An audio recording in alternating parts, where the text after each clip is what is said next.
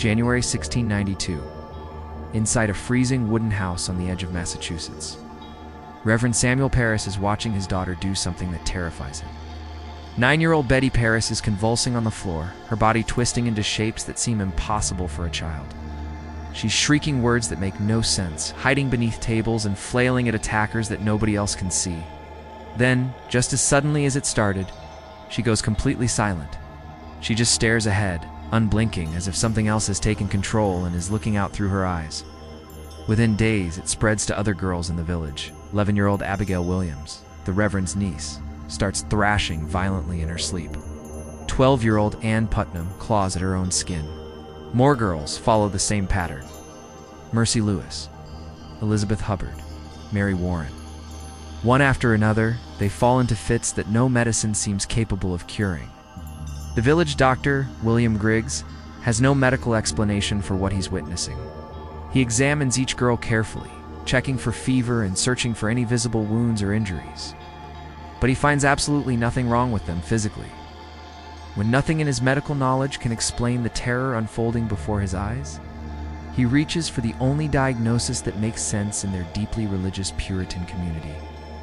The evil hand is upon them. This is witchcraft. That single word tears through Salem village like wildfire spreading through dry timber. If the doctor is right, if these girls really are being tormented by dark forces, then somewhere among them walks a servant of Satan, someone who looks like an ordinary neighbor and sounds like a trusted friend, but who has secretly sold their soul to the devil himself.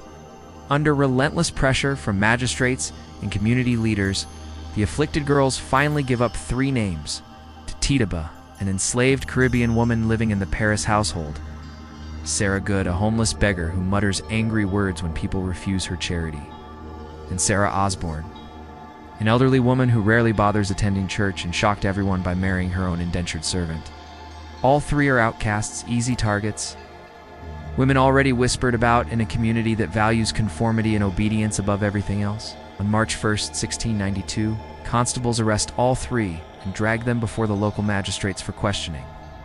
With those arrests, Salem Village opens a door that nobody will be able to close again. The miracle of the 1920s stock market had a secret. The outcome owed nothing to superior intelligence, rigorous work, or random luck. It was leverage.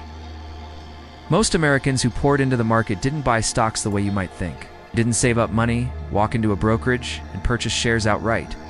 They borrowed. Wall Street had invented something called buying on margin, and it changed everything. Here's how it worked. Say you wanted to buy $1,000 worth of stock. You didn't need $1,000. You needed $100, sometimes less. The broker would lend you the remaining $900, using the stock itself as collateral. If that stock climbed to $1,200, you sold it, paid back the $900 loan, and kept $300 in profit. That's a 200% return on your original $100. Remarkable, isn't it? The math was intoxicating. Put down a little, borrow a lot, and multiply your gains beyond anything a savings account could ever deliver. By 1929, margin buying had infected the entire system. Over $8.5 billion in broker loans were outstanding. To put that in perspective, it was more than all the currency circulating in the United States at the time. The whole country was betting with borrowed money. Out of roughly 1.5 million brokerage accounts, 600,000 were margin accounts. 4 out of every 10 investors were gambling with cash they didn't actually have. And nobody talked about what would happen if stocks went down, because stocks didn't go down. Not really, not for long. Every dip was a buying opportunity. Every pullback was a chance to get in cheaper before the next climb. That was the gospel, and the congregation was massive. Psychology fed on itself. When your neighbor brags about doubling his money in 3 months, you feel foolish for keeping yours in a savings account earning 3%. When your barber tells you about a hot tip that paid off, you want in on the next one? Success stories spread like wildfire. Cautionary tales were ignored. Everyone knew someone who had struck it rich. A clerk who quit his job to trade full-time, a widow who turned her husband's life insurance into a small fortune, a college dropout who was now driving a Cadillac. The market didn't just reward greed. It punished prudence. If you stayed on the sidelines, you watched everyone else get wealthy while you stood still. The fear of missing out was stronger than the fear of losing everything. And that's exactly how bubbles work. They don't need everyone to be foolish. They just need enough people to believe that this time the old rules don't apply, that the music will keep playing, that there will always be a chair when it stops. What the true believers didn't understand was simple. Margin works both ways. If your $1,000 stock rises to $1,200, you make $300 on a $100 investment. But if it falls to $800, you still owe the broker $900. Your $100 is wiped out completely. Now you owe another $100 you don't have. When that happens, the broker doesn't wait. He issues a margin call demanding you deposit more cash immediately. If you can't pay, he sells your stock at whatever price he can get. No negotiation, no mercy. And when thousands of margin calls hit at once, when everyone is forced to sell at the same time, prices don't just fall, they collapse. But in the summer of 1929, that possibility seemed absurd. The market had been climbing for 8 straight years. The economy was booming. The future was limitless. Why would anyone worry about a collapse that had never happened? The answer, of course, is that it had happened before. Which, many times, but memory is short when money is easy. The market was about to deliver a reminder that would scar a generation. Not everyone was drunk on the dream. Few voices, scattered, ignored, sometimes mocked, had been sounding alarms for months. They saw what the true believers refused to see: cracks in the foundation, rot beneath the shine. But in a nation hypnotized by rising stock prices, warning of danger was almost a crime. The numbers told a troubling story for anyone willing to look. Corporate profits were growing, yes, but not nearly fast enough to justify stock prices that had tripled in 5 years. The gap between what companies actually earned and what their shares cost had stretched into absurdity. Meanwhile, the real economy was already stumbling. Car sales were declining. Housing construction was slowing. Steel production, the backbone of American industry, was falling. Farm prices had been collapsing since the early 1920s, crushing rural communities that politicians preferred to ignore. The Federal Reserve saw the danger. In August 1929, they raised the discount rate from 5% to 6%, trying to cool the speculation by making borrowed money more expensive. It was too little too late. The beast had grown too large to tame with a gentle nudge. Higher interest rates didn't stop the gambling. It just made the gamblers more vulnerable, more exposed, more fragile. And then came Roger Babson. On September 5th, 1929, Babson stood before the National Business Conference and delivered a prophecy that would haunt Wall Street for generations. He was a statistician, forecaster, a man who had been warning about the market for 2 years and had been wrong for 2 years. The bulls called him a fool, broken clock, the prophet of loss. But on that September afternoon, Babson looked at the crowd and spoke words that would prove devastatingly accurate. More people are borrowing and speculating today than ever in our history. Sooner or later, a crash is coming, and it may be terrific. Wise are those investors who now get out of debt and reef their sails. By my afternoon, word of his speech reached Wall Street. The market dropped 3% in hours. Headlines called it the Babson break. And how did Wall Street respond to this warning? They attacked the messenger. The Chicago Tribune published rebuttals from economists and banking titans. Babson's patriotism was questioned. His methods were ridiculed. How dare he threaten the prosperity that America had earned? Irving Fisher, the most celebrated economist in America, stepped forward to calm the nation's nerves. His credentials were impeccable. Yale professor, best-selling author, advisor to presidents.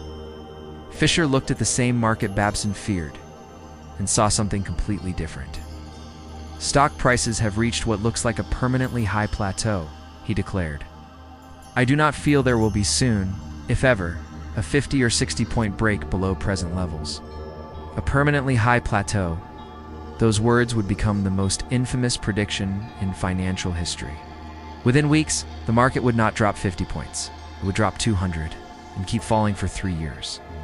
But in September 1929, Fisher was the voice of authority. Babson was the voice of doom. America chose to believe the comfortable lie over the uncomfortable truth. The market recovered from the Babson break. Prices stabilized. Investors exhaled. See, nothing to worry about. The pessimists were wrong again. But not everyone was relaxing. Offices scattered across Manhattan, One man was making very different moves. Quiet moves, calculated moves. Moves designed to profit from the catastrophe that others refused to see coming. His name was Jesse Livermore. Livermore was a legend, a trader who had made and lost fortunes multiple times over. He had shorted the market before the panic of 1907 and walked away a millionaire. He understood something that most investors never grasp, that markets can go down just as violently as they go up. Through the summer and fall of 1929, Livermore was secretly building a massive short position, betting that stocks would crash. He used over 100 different brokers to hide what he was doing, masking the size of his bet. By October, he was down $6 million on paper. His position looked foolish. The market kept climbing. The bulls kept winning, but Livermore held firm. He had seen this before. The higher they climb, the harder they fall. Just had to wait. September passed. The Babson break faded from memory. October arrived with golden autumn light and the quiet confidence of a nation that believed it had conquered the business cycle forever. On Sunday, October 20th, families went to church, read the financial pages over breakfast, and planned their week around the assumption that prosperity was permanent. They had no idea that in 4 days, their world would begin to collapse, and in 8 days, it would be unrecognizable. Thursday, October 24th, 1929. The morning air over Manhattan carried a strange tension. Veterans of the trading floor would later say they felt it before the opening bell, an electricity in the atmosphere, the kind that precedes a violent storm. Most people ignored it. Nerves, they told themselves. Monday jitters bleeding into the week. But the market knew something the people didn't. When the bell rang at 10 a.m., prices didn't surge upward like they had for months. They hesitated, wavered, and then as if a switch had been flipped, they began to fall. Not slowly, but gently, they plunged. In the first 3 minutes of trading, nearly 3 million shares changed hands. $2 million in wealth vanished before anyone could understand what was happening. The selling came from everywhere. Small investors, large institutions, trusts, banks. Everyone seemed to be racing for the exit at once. And then the real nightmare began. The ticker tape, that thin ribbon of paper that transmitted stock prices to brokerage offices across America, fell behind almost immediately. It couldn't keep up with the volume of trades. Within an hour, the tape was running 30 minutes late. Then an hour, then 2. Investors stared at prices that no longer existed. They watched numbers scroll past that were ancient history. A stock might show $85 on the tape while trading at $65 on the floor. Nobody knew what anything was actually worth. Imagine trying to navigate a sinking ship when your instruments show you where you were an hour ago. That was Black Thursday. By noon, the selling had become something beyond panic. It was primal, desperate. A stampede of human beings trying to escape a burning building through a single door. The New York Stock Exchange closed its visitors' gallery. The chaos on the floor had become too disturbing for outsiders to witness. Brokers screamed into telephones. Clerks sprinted between trading posts with order slips crumpled in their fists. Grown men, titans of finance who prided themselves on cold calculation, were seen with tears streaming down their faces. 12.9 million shares traded that day, a record that dwarfed anything the exchange had ever seen. The Dow had plummeted 11% in the morning hours. Fortunes built over lifetimes were erased before lunch. And then, around noon, something unexpected happened. Word began to spread across the floor. The bankers were meeting, the big names. Got the men who controlled more wealth than most nations. At the offices of J.P. Morgan and Company, just steps from the exchange, the most powerful financiers in America had gathered in emergency session. Thomas Lamont of Morgan Bank, Albert Wiggin from Chase National, Charles Mitchell from National City Bank. Together, they controlled billions. And they had a plan. They would pool their resources somewhere between $20 and $30 million and step into the market as buyers, not to make money, to restore confidence. To show America that the smart money believed in the system, they chose their messenger carefully. Richard Whitney, vice president of the New York Stock Exchange, a man with a famous name, a commanding presence, and connections to the Morgan Empire. At precisely 1:30 p.m., Whitney walked onto the trading floor. Chaos parted around him. Traders stopped mid-shout to watch. Whitney strode with deliberate calm to post number 2, the trading station for United States Steel, the bluest of blue chip stocks. In a voice loud enough to carry across the floor, he announced, "I bid 205 for 10,000 steel."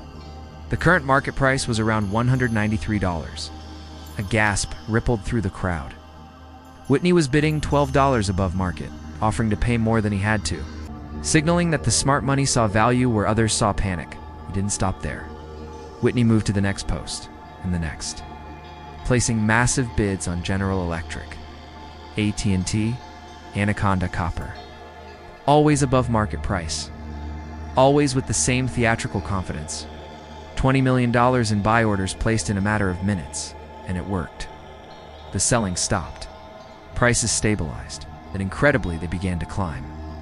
By the closing bell, the Dow had recovered most of its losses.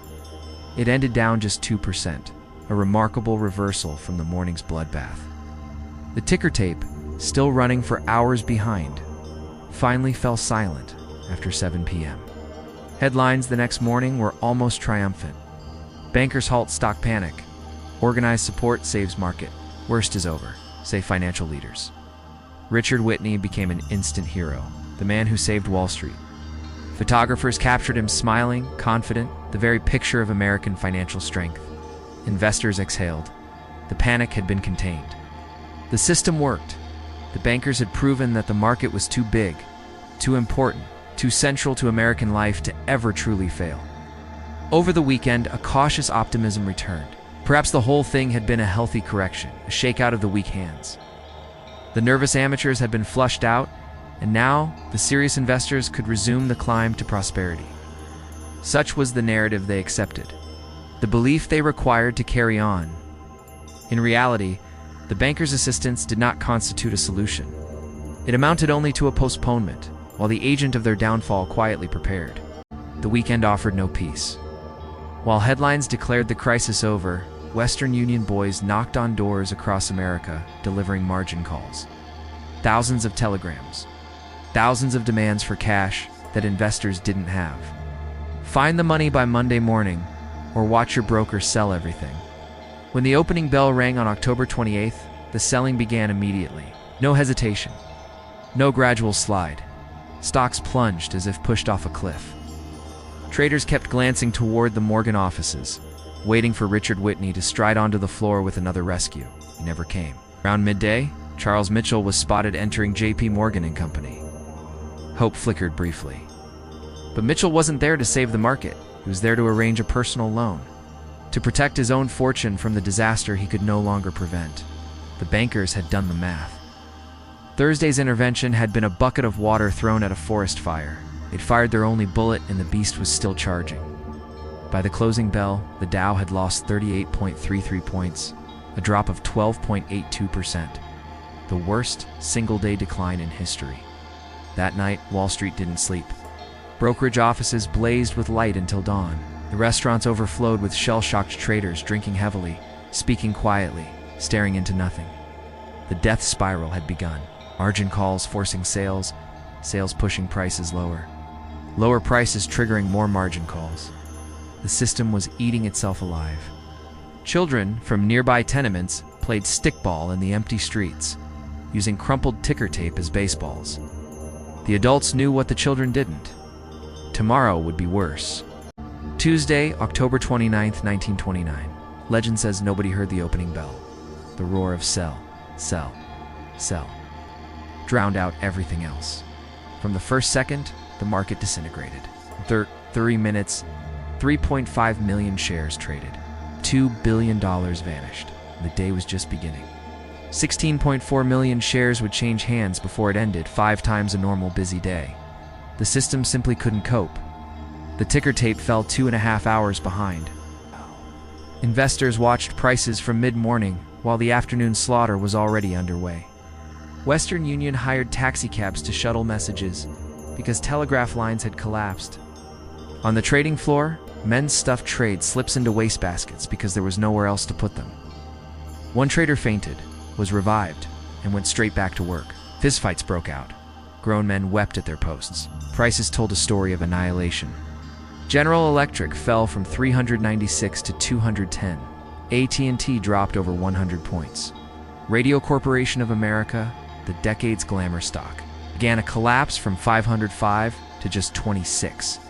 There were moments when stocks had no buyers at any price. The bid side simply vanished. John D. Rockefeller announced he was buying. The market didn't care. Nothing could stop it. By the closing bell, the Dow had lost another 11.73%. Combined with Monday, the market had dropped 23% in 2 days. $14 billion gone, while millions watched their dreams turn to ash. Jesse Livermore counted his winnings. $100 million in profits. Earned by betting against the dream when everyone else believed. The tide had finally come in, and the sandcastles were gone. Black Tuesday wasn't the bottom. It was only the beginning. The market continued falling for nearly 3 years. By July 1932, the Dow hit 41.22, an 89% collapse from its September 1929 peak. Stocks wouldn't return to pre-crash levels until November 1954. 25 years of waiting. The ripple effects destroyed everything they touched. Thousands of banks failed. 13 million jobs vanished. Unemployment hit 25%. Families who had felt wealthy in October were standing in breadlines by Christmas. The Great Depression had begun, and what became of the players in our story? Irving Fisher, the economist who proclaimed the permanently high plateau, lost everything. Remington Rand stock fell from $58 to $1. He died nearly bankrupt, his reputation shattered. Roger Babson, who warned of the crash, received no vindication. Wall Street blamed him for causing the panic with his pessimism. And Jesse Livermore, the man who made $100 million betting against America's dream, he lost it all within 5 years. Filed bankruptcy in 1934. In November 1940, he walked into a hotel cloakroom and shot himself. The money couldn't save any of them. The crash of 1929 wasn't a freak accident. It was the inevitable result of believing that this time was different, that old rules no longer applied, that prosperity built on leverage and faith could last forever. Those same delusions return in every bubble. The dot-com crash, the 2008 collapse. Different costumes, same lies. The families who went to bed wealthy and woke up ruined learned what every generation must learn again. Confidence without substance is not wealth. It's just confidence waiting to be shattered. History doesn't repeat. But ignore its warnings, and it will crush you all the same. That's the real story of 1929. If you learned something new today, subscribe and hit the bell. More coming soon.